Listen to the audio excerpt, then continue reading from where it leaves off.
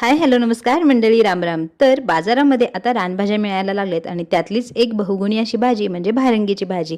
तर भारंगीची भाजी कुठे दिसली तर नक्की घेऊन या आणि मी सांगते त्या पद्धतीनं आवर्जून बनवून खा. तर चला रेसिपीला सुरुवात करूया. त्यासाठी भाजी आहे ती निवडून घ्यायची छानपैकी आणि नंतर तिला चिरून घ्यायचं.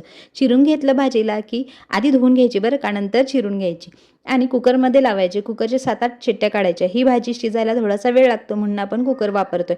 नंतर भाजी शिजून झाली आहे, तिचा रंग बदलतो, काळपट दिसते, काही काळजी करायचं कारण नाही आहे, ही अशीच दिसते पण चवीला नक्की छान लागते.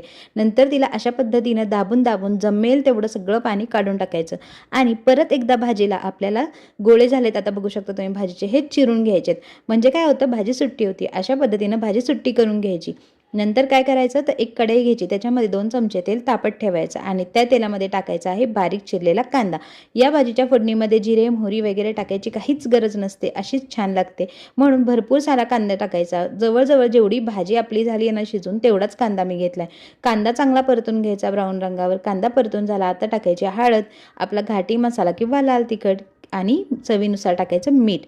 हे सगळं टाकून झालं की परत एकदा कांदा आणि हे सगळं परतून घ्यायचं आणि मग टाकायचे आपण जी धुवून चिरून शिजवून परत व्यवस्थित अशी मोकळी करून घेतलेली भाजी, ती ह्याच्यात टाकायची आणि 7 ते 8 मिनटं एकत्र छानपैकी मिक्स करून घ्यायचं.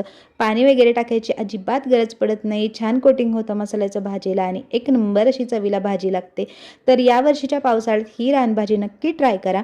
रेसिपी कशी वाटली मला आवर्जून सांगा. चॅनलवर नवीन असा तर लाईक शेअर सबस्क्राईब करायला विसरू नका. धन्यवाद.